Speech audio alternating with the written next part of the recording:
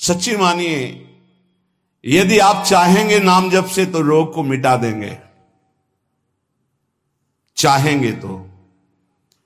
पूरे धन्वंतरी जी ने आयुर्वेद का शोध करके देखा तो जो औषधियों में शक्ति पाई गई उससे लाखों गुना बढ़कर के रोग मिटाने की शक्ति भगवान के नाम में पाई गई। जैसे किसी वैज्ञानिक कैंसर के विशेषज्ञ जब उन्होंने सरकार की बात सुनी कि दतून करते हैं ऐसे, तो उन्होंने कहा इसका विज्ञान सपोर्ट नहीं करता है, क्योंकि विज्ञान प्राकृतिक बुद्धि का सपोर्ट करता है। भजन बल से वो किसी के रोग नष्ट नहीं करते थे, बहुत दैन्यता से वो रोग, तो दया आ गई, करुणा आ गई, उस रोग को अपने ऊपर ले लिया और उसके रोग की निवृत्ति कर दी। जैसे भाई जी को करुणा आई, राधा बाबा के रोग को अपने ऊपर ले लिया, उनको रोग की निवृत्ति कर दी। ऐसे महापुरुष जन कर नाम से वो अपने रोग नहीं मिटा सकते थे क्या? अपना पैर कटवा लिया, अपना नहीं करते, क्योंकि लिया है उन्होंने स्वीकार। यही तो संत महापुरुषों की महिमा गाई गई है कि वो दूसरों के लिए अपने कष्ट को बढ़ा देते हैं और उनको पता नहीं है, उनको पता भी नहीं चल। राधा बाबा को तो श्री कृष्ण चंद्र जी ने कहा कि जो भाई जी महीनों से अस्पताल में पड़े, ठीक नहीं हो रहे, वो आपका प्रारब्ध भोग रहे। तब बाबा जाकर के बोले भाई जी ने कहा क्यों व्यर्थ की बात कर। जब उन्होंने कहा नहीं श्री कृष्ण ने कहा है, तो उनका बाबा हमें कोई फर्क नहीं पड़ता, लेकिन आपको फर्क पड़ जाता, इसलिए हमने प्रारब्ध को आपके स्वयं ले लिया है। नाम जप से अच्युतानंद गोविंद नामोच्चारण भी सजात नश्यन्ति सकला रोगा सत्यम सत्यम बदाम्यहम। अब आप एक प्रसंग पर ध्यान दीजिए, महाप्रभु चैतन्य देव के जब तीर्थ याटन में महाप्रभु चैतन्य देव विचरण कर रहे थे तो एक नगर में गए, जहां जाते थे हजारों लाखों लोग उनके दर्शन के लिए दौड़ पड़ते थे। महाप्रभु साक्षात प्रेम मूर्ति, और भगवान करुणा करके ऐसे रूपों में आते हैं जगत मंगल करने के लिए। हरि बोल, तो पूरा समुदाय भावावेश में हो जाता, हरि बोल, मोर प्राणनाथ कृष्ण, अश्रुप्रवाह तो सब विकल हो जाते। जैसे भरत जी चित्रकूट में सिया राम, तो पूरा चित्रकूट मानो सिया राम में हो गया हो। उस नगर के लोग परमानंद का लाभ लिए, महाप्रभु चैतन्य देव चल दिए।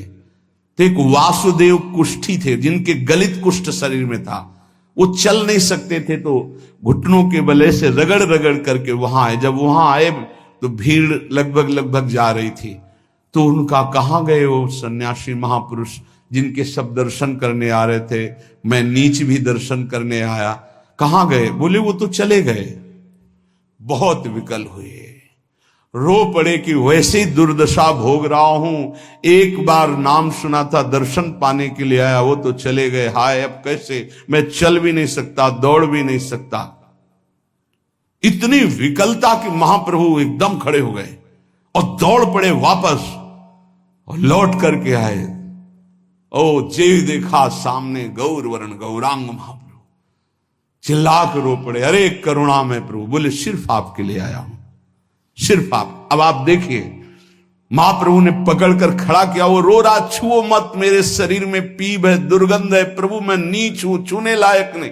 प्रभु ने खड़ा किया और ऐसे जीव ही गले से लगाया, वो तो चीख पड़ा, प्रभु आपके इस परम पावन देह के स्पर्श लायक ये दे नहीं, नाथ आपके शरीर में पीप लग जाएगी। महाप्रभु ने बिल्कुल नहीं सुना और ऐसे गले से लगाया और कहा तुम्हारे स्पर्श से श्री कृष्ण के आलिंगन का सुख मिल रहा है। जे भी आंख खोलकर वासुदेव कुष्ठी ने देखा तो कहीं कोई कुष्ठ नहीं। वैज्ञानिक मानेंगे इसे? आप चैतन्य चरित्र में पढ़ लीजिए, जे भी महाप्रभु चैतन्य देव ने आलिंगन किया, एक भी कुष्ठ का दाग नहीं रह गया। क्या हुआ? कृष्ण नाम का प्रभाव। एक आत्महत्या करने जा रहे थे, गलित कुष्ठ था, भाई जी के पावन चरित्र में पढ़ लीजिए, तो कंबल ढके हुए उनको किसी ने कहा कि मरने से पहले एक बार भाई जी के पास चले जाओ, ऐसे महापुरुष के दर्शन करके ही मरो जब तुम्हें मरना ही है तो। पर एक बार उनका उद्देश्य था कि भाई जी के पास जाएगा तो इसका विचार बदल जाएगा, आत्महत्या का जो है ये विचार नहीं रहेगा। भाई जी ऑफिस में थे, किसी ने कहा कोई बहुत अपने शरीर को ढके हुए केवल आंख दिखाई दे रही और रो रहा है, कह रहा है एक बार भाई जी के दर्शन करा दो। भाई जी तत्काल भावावेश में हो गए और बुलाया, हाँ क्या सेवा करे, क्या बात, आप क्यों रो रहे हैं? उन्होंने कहा कि प्रभु मैं बहुत पापी और नीच हूं। नहीं नहीं भाई ऐसा मत बोलो, क्या बात है, आप कंबल से अपना मुख क्यों ढके? हटाइए। तो जे भी हटाया तो घाव पीप पूरे शरीर में, गलित कुष्ठ, पापों का बड़ा भारी दंड। सहम गए देखकर भाई जी। उनका नहीं नहीं कोई बात, बोले बस मैं आपके दर्शन करके आत्महत्या करना चाहता हूं, कोई भी मुझे कहीं समाज में कोई ठौर नहीं, सब मुझे घृणा की दृष्टि से देखते हैं, इसलिए मैं अपने। भाई जी ने कहा नहीं नहीं नहीं, तुम्हारे ऊपर श्री कृष्ण की कृपा है, ऐसे जे ही आलिंगन किया कुष्ठ गायब। चरित्र में पढ़ ले। क्यों? क्योंकि नाम जप है, संकल्प किया उसके, संपूर्ण पाप नष्ट हुए, भस्म हुए, रोग गायब। रोग कहां से होता है? पाप का दंड है रोग, खत्म हो गया। न शाम्ब व्याधिजम दुखम हेयम नान्यौषधैरपि हरिनाम औषधम पीत्वा व्याधिस्त्याज्यो न संशयः। कितना भी बड़ा रोग हो जो किसी और औषधि से न खत्म हो रहा हो और नाम जब किया जाए और संकल्प कर दिया जाए कि ये रोग ठीक हो जाए, तो हरिनाम औषधि से बड़ा असाध्य रोग भी ठीक हो जाता है। बोले कर लो अपनी किडनी ठीक, बीमार तो हो आप। तो सच्ची कहते हैं, वृंदावन में बैठे 100 के 100% में 1% भी इच्छा नहीं कि हमारी किडनी ठीक हो जाए। इससे बड़ा साक्षी हम नहीं दे सकते, क्योंकि वृंदावन हमारा प्राण सर्वस्व जीवन है। 1% 100 में नहीं कि ठीक हो जाए, जैसे चला रहे वैसे चलाओ। अब इससे हमें ठीक होने का तात्पर्य नहीं, क्योंकि जो ठीक होना चाहिए वो ठीक हो गया। हम भले हैं, बुरे हैं, नीच हैं, अच्छे हैं, जैसे हैं, अपनी प्रियाजू के ठिकाना मिल गया गोरे चरणारविंद का, इसलिए इसकी जरूरत नहीं है। आप चाहे 100 वर्ष रखो, चाहे 1 सेकंड में इसको बुला लो, कोई परवाह नहीं इसकी। 100 गोपाल शास्त्र नाम का रोज पाठ करते थे, गिरिराज जी की परिक्रमा करते थे, पूरा जीवन हो गया था। और पैरालिस आदेश शरीर में उनके हो गया, लकवा जिसे कहते हैं, लकवा ही तो कहते हैं हिंदी भाषा। तो हरि बाबा, पूज्य उड़िया बाबा, ये सब जानते थे, इतने बड़े महापुरुष थे। उनके पास गए और अगर बाबा काहे को लीला कर रहे हो, अगर आप संकल्प करो तो पूरे भारत का पैरालिस ठीक हो जाएगा, आप अपने क्यों असमर्थ होकर पड़े हुए हो? तो उनका बाबा विनोद क्यों करते हो? क्या मच्छर मारने के लिए ब्रह्मास्त्र का प्रयोग किया जाता है? अरे ये शरीर छूटेगा आज नहीं तो कल, इसके लिए भगवान नाम और भजन का प्रयोग करें? नहीं। बाबा मुस्कुरा दिए। पर शास्त्रीय सिद्धांत, यदि आप औषधि से भी नहीं ठीक हो रहे हैं तो नाम जप कीजिए और संकल्प कीजिए कि ये रोग ठीक हो जाए। पक्का ठीक हो जाएगा जब उस पाप की नष्ट करने योग्य आपका भजन बन जाएगा, पक्का ठीक हो जाएगा। आधयो व्याधयो यस्य स्मरणान्नाम कीर्तनात् तदैव विलयम यान्ति तमनंतम नमाम्यहम्। जिनके स्मरण और नाम कीर्तन से संपूर्ण मानसिक चिंताएं, शारीरिक रोग और भी व्याधियां, वो सब नष्ट हो जाएंगी नाम से। मानसिक चिंताएं, कई लोग ऐसे आए कि मैं डिप्रेशन में था, जब से प्रवचन सुना, राधा राधा जपा, सब खत्म हो गया। बाहर से सुनकर राधा राधा खत्म हो जाए, अगर आपको कहीं ऐसा है, इसका मतलब आप बात ही नहीं सुन रहे, नाम ही नहीं जप रहे। अरे नाचने का मन होता है। आधयो व्याधयो यस्य स्मरणान्नाम कीर्तनात्, कोई भी मानसिक या शारीरिक कष्ट उसे व्यापता ही नहीं जो नाम जप कर रहा है। सच्ची मानिए, आप पकड़िए, इस बात को पकड़िए। नाम जप से सब कुछ ठीक हो जाए। एक बहुत डिप्रेशन में यही आए हुए थे, उनको हमने बताया सबके जूते साफ करो, यहां सबकी पादुका साफ करो, वाणी पाठ में बैठो और पाओ श्री जी की जूठन, ठीक हो जाओगे। ये कोई आशीर्वाद नहीं था, ये पाप नष्ट करने की प्रक्रिया थी। जब आप सबकी पादुका साफ करोगे तो आपके सारे पाप नष्ट हो जाएंगे। पर देहाभिमान प्रबल, पादुका हम सबकी, ये बहुत बड़ी बात है। बड़े सौभाग्यशाली हैं जिनको ये रहस्य पता चल जाए कि सब संतों के बाथरूम साफ करने का अवसर मिले, पादुका साफ करने का अवसर मिले, जूठन फेंकने का अवसर मिले, तो अहो भाग्य, जीत गए आप इस माया पर यह बात सबकी समझ में नहीं आएगी, क्योंकि अभिमान नष्ट होता है। जिस समय आप दूसरों की पादुका साफ करेंगे उस समय आपके पाप और अभिमान दोनों का नाश हो जाएगा। पर ये बहुत कठिन बात है, बहुत कठिन बात है। सब लोग खड़े हैं और आप उनकी पादुकाएं, और कोई कठिन बात नहीं। आप गुरुद्वारा जो साहब कहते हो, वहां चाहे आप जितने बड़े पदाधिकारी हो, वहां अगर सेवक हो तो वहां पहले जोरी सेवा मिलती, पादुका की सेवा करो, और सब करते हैं। सर्वरोगोपशमनम सर्वोपद्रवनाशनम शांतिदम सर्वरिष्टानाम हरे नामानुकीर्तनम। गंगा के किनारे पूज्य हरि बाबा विचरण कर रहे थे तो 10 गांव के लोग एकत्रित होकर आए और कहा, बाबा गंगा जी जब बढ़ती तो पूरा हाहाकार मच जाता है, हमारे खेत बह जाते हैं, गांव पूरा जीना मुश्किल हो जाता है। ना कोई इस बात को समझ पा रहा है और ना हम में कोई सामर्थ्य है। बाबा कृपा करो, आपके पास तो बहुत लोग आते रहते हैं। हरि बाबा विश्व प्रसिद्ध महापुरुष थे, उड़िया बाबा सदैव साथ रहते थे। अनूप शहर, हरि बाबा ने सबकी करुण पुकार सुनी तो बाबा ने कहा, हाँ हमारे पास एक बहुत बड़ा पावर है, नाम। सुनो, सबको साथ देना पड़ेगा। क्या? बोले बालू का बांध बांधेंगे। हमारे पास पैसा नहीं, हमारा कोई सहयोग नहीं, तो हम बालू का बांध। तो बोले बालू का बांध गंगा जी? बोले जहां नाम जप करके तसला रख दोगे बालू का, गंगा जी चाहे जितनी बाढ़े उसको काट नहीं सकती। तो जानते हो अब तो बहुत बड़ा बांध बना हुआ है, उसको हरि बाबा बांध से ही कहते हैं, हरि बाबा के नाम से ही बांध। पर बाबा ने पहला बांध जानते हो काहे को बनवाया? बालू का।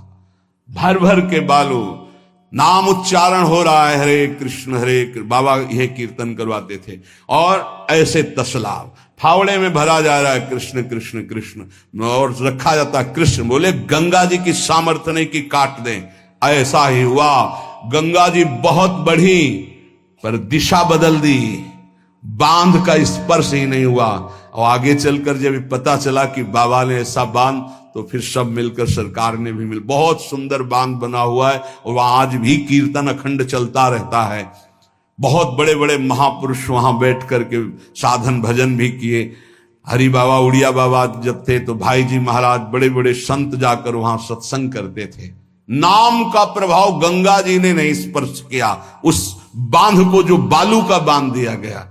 आप समझते क्या है? नाम में अपार। कैसे कोई वैज्ञानिक मानेगा इस बात को कि ये नाम का प्रभाव।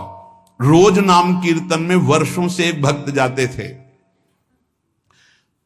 बाबा ने पूछा, देखो अगर संत किसी को पूछते हैं तो आप ये समझ लो कि आपके जन्म जन्मांतरों के सुकृत सफल हो गए कि आप उनकी स्मृति में हैं। वैसे तो दृष्टि नहीं जाती, पर सब जब जहां अपनापन हो जाता है दृष्टि, वो भगत नहीं दिखाई दे रहे तो उनका प्रभु तो आज ही पधार गए बिना कीर्तन के। ये कोई 200-400 वर्ष नहीं हुए हरि बाबा को गए, भी बहुत 60-70 वर्ष हुए होंगे। उड़िया बाबा, हरि बाबा, भाई जी सब एक समकालीन महापुरुष है। तो उनका बाबा, उनका तो विमान बन रहा है, वो तो दाह संस्कार के लिए ले जाएंगे। बोले नहीं, पहले विमान यहां लाओ। बाबा घंटा बजा करके बोलते, हरि बोल। मारा घंटा में ध्वनि हरि बोल का, विमान की रस्सी खोल दो। 2-4 बार घंटा जे भी बजा उठ के बैठ गया। बोले कीर्तन के बिना कैसे जा रहे हो? अब आप ये वैज्ञानिक कोई मानेगा? ऐसा कैसे हो सकता है? अरे कर तुम अकर तुम अन्यथा कर तुम, जहां सुई का धागा नहीं जाता वहां से अनंत ब्रह्मांड पार कर दे, उसे परमात्मा कहते, उसे भगवान कहते हैं। कीर्तन हुआ, बोले अब जाओ जाओ हमारे हरि के पास। तत्काल मूर्छाई, शरीर छूटा, विमान पे चिता। ये हजारों की भीड़ के बीच में हुआ, कोई अकेले एकांत में नहीं हुआ। कई लोगों को प्रश्न हुआ कि बाबा की वास्तविक किडनी खराब है। किडनी के मरीज नहीं है, शरीर किडनी का मरीज है। लेकिन जब हम होते हैं तब किडनी के मरीज नहीं होते, और जब किडनी के मरीज होते तो हम नहीं होते। ध्यान रखना। अब ये तुम समझो, समझ पाओ तो समझ लो। इस समय हम मरीज नहीं हैं, इस समय डॉक्टर हैं हम। अभी जब इससे उतरेंगे तो मरीज हो जाएंगे, पकड़ लेंगे लोग, वहां खड़े करेंगे। ऐसे बैठे रहना, चलता रहेगा। ये केवल राधा नाम का प्रभाव समझो। ये केवल राधा प्रताप है, श्री जी का प्रताप है, ये नाम प्रताप है। जब साधु नहीं रहता ना तो उसकी जीवनी में लिखा जाता है तो बोले अच्छा ऐसा था, और जब सामने है तब समझ में नहीं आता, माया समझने नहीं देती। यही माया का है कि जब तक श्री कृष्ण चंद्रजू अपने परिकर में रहे द्वारिकापुरी में, तो जल्दी कोई जान ही नहीं पाया कि ये द्वारिकाधीश बने हुए अनंत ब्रह्मांडों के स्वामी हैं। पक्का ऐसे भगवान और भक्तों की लीलाएं होती हैं। सच्ची कह रहा हूं, ये हमारी कोई महिमा नहीं, ये राधा प्रताप है कि कैसी भी परिस्थिति हो, ये जस गवाना ये उनके प्रताप से हो। कौन सा ऐसा सर्व रोगापशमनम सर्वोपद्रव नाशनम शांति प्रदम सर्वरिष्टानाम हरिर नामानुकीर्तनम। कोई भी अरिष्ट ग्रह नक्षत्र भूत प्रेत, लोग कहते हैं हमारे घरों में बाहरी चक्कर है, 1 घंटा का नाम कीर्तन करवाओ, कोई चक्कर रह जाए तो बताना। नाम कीर्तन नहीं करवाओगे, पक्का हमें पता है। इसमें श्रद्धा हो सकती है तुम्हारी कि ले जाओ ये गाड़ देना घर में, लेकिन नाम कीर्तन जो लोक परलोक सर्व पाप का नाश करने वाला, नाम संकीर्तनम यस्य सर्व पाप प्रणाशनम, जहां तक नाम कीर्तन जाएगा वहां तक सबका मंगल होगा। मीरा जी को एक भूतिया घर में रखा गया कि अब ऐसे नहीं मरी तो यहां तो भूत ही मार डालेंगे। मीरा जी ने गिरधर को विराजमान करके जे भी धूप आरती की, और धूप की गंध जितने भूतों को लगी सब परम पद के अधिकारी बन गए, सब परम पद के अधिकारी। क्या भगवत आराधना, कौन सा ऐसा अरिष्ट है जिसका नाश ना हो जाए, लेकिन कोई समझते नहीं। राधा राधा राधा नाम के बल से, भगवत चिंतन के बल से सब कुछ ठीक हो जाता है। सच्ची कह रहे, सब कुछ ठीक हो जाता है। संकीर्तमानो भगवान अनंतः। एक बार जो हमारे सन्यासी गुरुदेव भगवान थे, बिल्कुल साधारण बात, गांव के लोग, महाराज जी हमारी भैंस बहुत बीमार हो, वो मर गई तो हम गरीब आदमी मरी जाएंगे, क्योंकि उसी के दूध से परिवार चलता है। हम छोटे थे, गुरुजी के पास नीचे बैठे थे, गुरुजी तखत में थे। अरे भैया हम तो कोई पशु के डॉक्टर थोड़ी हैं। कहा स्वामी जी हमें पता है आप कर सकते हो। एक अपनापन होता है। तो ऐसे नारियल का कमंडल रखा था, उनका नारायण नारायण नारायण कटोरी में डाला और कहा लियो भैंस को पिला देना। अरे भैंस ठीक हो गई। अब जितने भैंस हो गाय के थे सब वहां भीड़ लगने लगी। गुरु जी ने कहा भैया पशु के डॉक्टर थोड़ी, वो बेचारा गरीब आदमी था, ऐसा कह रहा।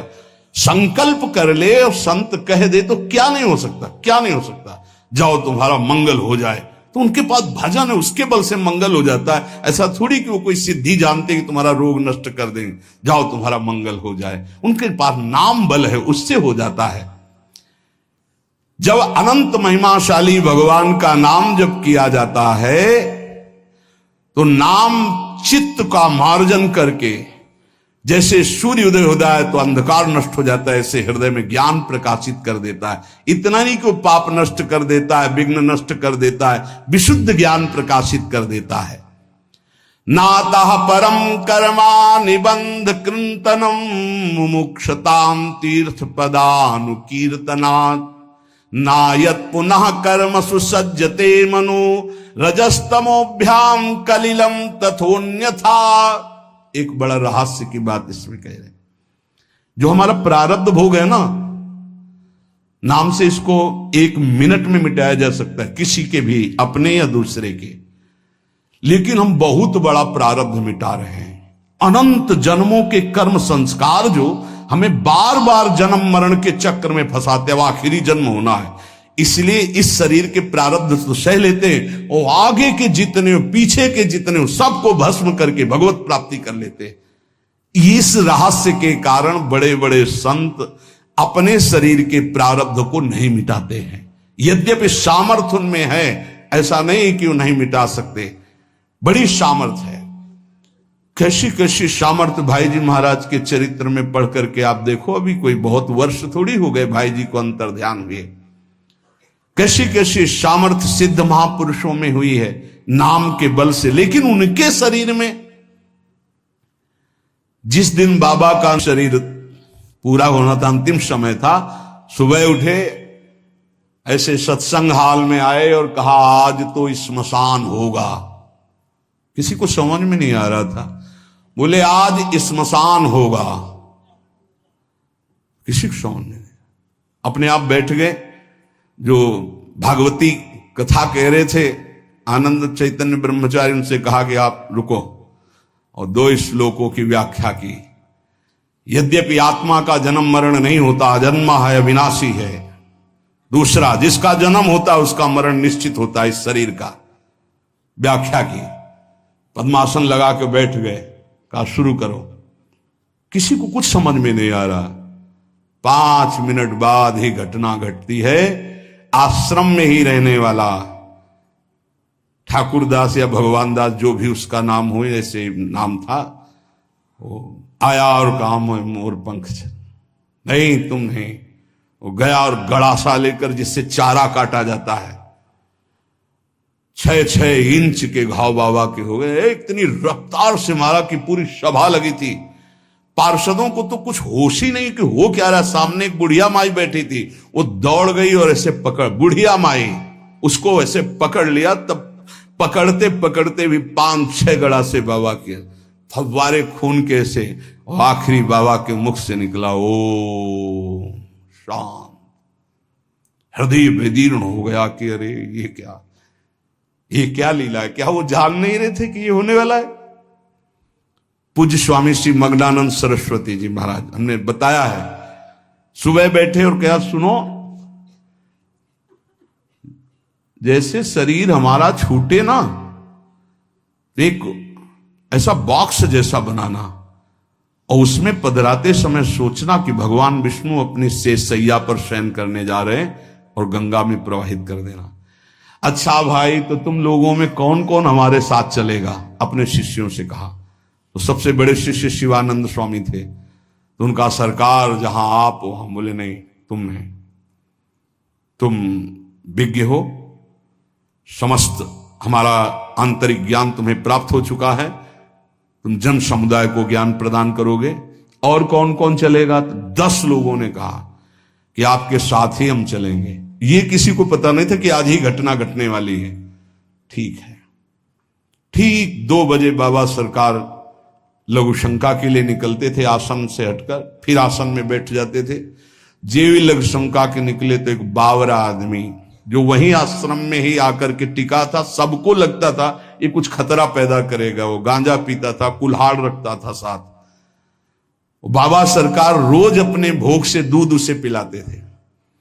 जेवी लघु शंका को निकले 8-10 कुल्हाड़, ऐसे महापुरुष के जो अस्थि मात्र हो रहे शरीरा, योग के पुंज एक ही समय में कई जगह पाए गए। ऐसे सिद्ध महापुरुष मग्नानंद सरस्वती जी महाराज एक ही समय में कई जगह पाए गए। बाबा सरकार को लोहू लोहान हो गया। आए उस स्थिति में सब अधकटे अंग सिद्धासन में बैठ गए। वो पीछे आया और जिन 10 लोगों ने कहा था साथ चलेंगे, सबको मार के, और जिन लोगों को बाबा सरकार ने कहा था नहीं, एक भी खरोच उनके शरीर में नहीं आई, और भाग गया। मानो काल ही ऐसे। उनको पता था ऐसा नहीं कि भजनानंदी महापुरुषों को पता नहीं होता कि अब क्या होने वाला है, पर वो भगवान के रहस्य को वैसे ही रखते हैं जैसा भगवान चाहते हैं। क्या पूरे जीवन भर महान तप, परिणाम अंत में तो ये परिणाम थोड़ी है। भगवान करुणा निधान बड़ी प्रसन्न मुद्रा में पीपल के नीचे, बहेलिए ने देखा श्री चरण का तलवा तो ऐसा उसको भ्रम हुआ कि हिरण का मुख और माला तान के बाण भगवान के चरणों में। जो ही नजदीक गया देखा द्वारिकाधीश भगवान कांप गया। भगवान ने कहा मम इच्छा कह दीन दयाल। तुरंत दिव्य विमान आया और उससे कहा इसका फल है कि तुम परम पद में जाओ। और भगवान अंतर्धान हो रहे, निमित्त बनाकर वो सशरीर भगवान अंतर्ध्यान। भजन करने से इसका कोई लेना देना नहीं रहता कि शरीर को रोग है, कि शरीर कैसे छूटता है। इतने महामहिम बक्सर वाले पूज्य मामा जी महाराज, अद्भुत संत, जिनको मामा जी ही इसलिए कहा जाता था कि जानकी जी पर दृढ़ भाव था, मेरी बहन है, मेरे बहनोई राम जी हैं। शायद इनमें से किसी लोगों ने दर्शन किए, बहुत ही करुणामूर्ति। अगर कोई वैष्णव झुकता है तो लाठी रख करके प्रणाम करें। हमने काशी में और यहां वृंदावन में भी दर्शन, बड़ी सभा में सर्वश्रेष्ठ सम्मान दिया जा रहा था, और जब उनको बोलने को हुआ तो उन्होंने कहा मां अपने गोद पर बेटे को बैठा लेती तो ये कोई सम्मान बेटे का नहीं होता है, ये मां का दुलार होता है। ऐसे आप सब महापुरुषों ने ऐसी वाणी, ऐसी दैन्यता, और शरीर कैसे पूरा हुआ जानते हो। जा रहे थे भगवत कथामृत पान कराने, गाड़ी का ऐसे राधा अंतिम शब्द था जो पास थे, राधा बरसाने से दर्शन करके गए थे, राधा गए। किस हेतु से कैसे जाते हैं इसका निमित्त नहीं, कहां जाते हैं ये बात है। श्री जी के पास गए। नाम सब साधनाओं की त्रुटि को पूरी कर देता है। इसीलिए कल शाम के बहुत आर्त भाव से कह रहे थे कि 10 मिनट घर में कीर्तन कर लिया करो। आपके कमरे का वातावरण भागवती खो जाएगा यदि आप कीर्तन कर लेंगे। पर सुन लीजिए हमारी बात, माइक से कह रहे हैं तो भी नहीं सुनाई दे रहा है, नहीं सुनाई दे रहा है, इसका मतलब आप कर नहीं रहे। अगर करते हैं तो सुन रहे हैं आप। 10 मिनट आप चाहे गृहस्थ हो चाहे विरक्त हो, 10 मिनट कीर्तन कर लीजिए। आपकी कुटिया का वातावरण भागवतिक हो जाएगा, कोई आपको मानसिक विघ्न नहीं होगा। 10 मिनट कीर्तन कीजिए। अगर आप मान ले तो निर्विघ्न आपका समय जाने लगेगा। 24 घंटे में एक बार आपकी कुटिया में ताली या मंजीरा बजना चाहिए और जोर से नाम होना चाहिए, राधा राधा या राधा वल्लभ श्री हरिवंश, या जो और अन्य उपासना वाले हैं अपने उपास्य देव का नाम कीर्तन। जिस कुटिया में रोज नाम कीर्तन होता है उस कुटिया में कोई भी किसी अन्य के परमाणु हमें विक्षेप नहीं डाल सकते। ये रहस्य की बात है, पर कैसे मानोगे?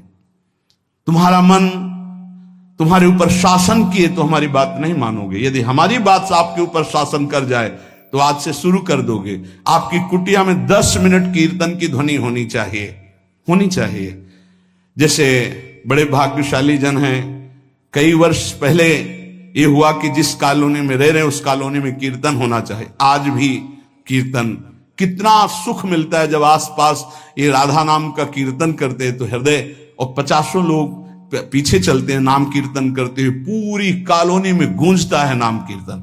आप अपनी कुटिया में अपने मंगल के लिए, अपने वातावरण अनुकूलित के लिए, जो आपके दिमाग को भागवतिक बना सके, 10 मिनट नाम कीर्तन कीजिए। मान लीजिए, फिर आप परिणाम देखिए। जोर जोर से नाम कीर्तन कीजिए। नाम से समस्त त्रुटियों की पूर्ति हो जाती है। मंत्र तंत्र तच्छिद्रम देश कालार्ह वस्तुतः सर्वम करोति निश्चिद्रम नाम संकीर्तनम तव। जैसे आप मंत्र जप कर रहे हैं तो आपकी कोई त्रुटि हो गई है, कई तरह की त्रुटि हो जाती है। आप मंत्र जपते जपते कोई बोल दिए, कोई बात कर दिए, निषेध है मंत्र में, जब तक माला पूरा ना हो जाए तब तक नहीं। वैसे भी मंत्र में मान लो कोई शब्द ऐसा जो आप त्रुटि कर दिए हैं, तो जहां आप माला पूरा करें कि 11 माला हो गई, हमारा 21 माला हो गया, तो 5 मिनट नाम कीर्तन करें, तो जितनी भी त्रुटि होगी मंत्र जाप की वो पूरी हो जाएगी। ऐसे ही यज्ञ है, कुछ भी अनुष्ठान है, उस अनुष्ठान के बाद 10 मिनट नाम कीर्तन कीजिए, वो पूर्ण हो जाएगा। कोई भी त्रुटि आपके फल में बाधा नहीं पहुंचा पाएगी यदि नाम कीर्तन हो जाता है हर अनुष्ठान के बाद।